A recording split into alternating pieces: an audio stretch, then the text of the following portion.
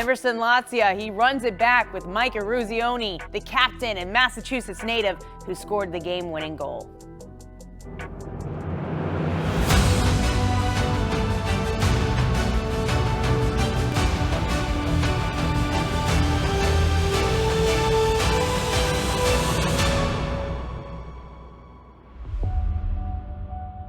Does it still feel like yesterday? Yeah, well, sometimes it does. Yeah, right.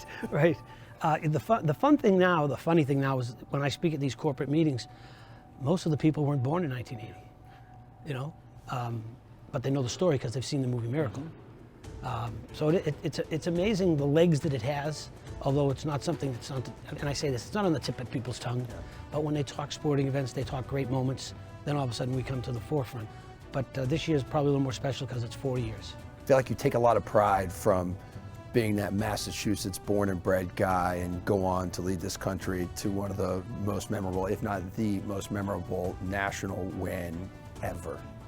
Yeah, I think I take a great pride living, first of all, in the United States and being able to represent your country. I've always said that's the greatest honor you can have as an athlete, is to play for the United States. I'm a Patriots fan, I'm a Red Sox and Bruins fan, but when the Bruins lost the Stanley Cup last year, I wasn't very happy. People in St. Louis were. But when it's the Olympic Games, it's a nation that feels a part of it, whether it's us, speed skaters or figure skaters or swimmers, the gymnasts lately, watching Simone Biles, we all feel a part of that. We're watching her flip and we're going, that's us. And I think that's what separated our moment. And my teammates and I take great pride in knowing that this moment was special for us, but special to a country. And you don't get that experience that often. But it was the David versus Goliath storyline. People feed into that.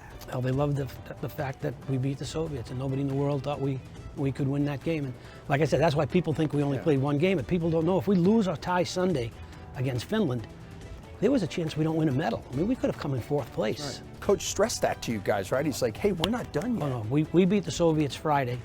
We show up in the locker room Saturday morning for a skate. And we're all laughing, we're signing autographs, we're signing sticks, and Herb comes in and knocks almost the whole table over and flips out, screaming and yelling. I'm like, what's he so mad for? We just beat the Soviets. And we went on the ice and maybe had the hardest, or second hardest practice we had all year. I mean, he skated our butts off. And at the time it's like, well, what's going on here? Looking back, he needed to do that. He needed to bring us back down to earth. He needed to get all that energy out of us.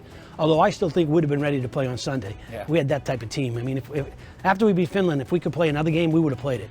So, but Herb made us very aware of the fact that, this thing's not over. That's just one game.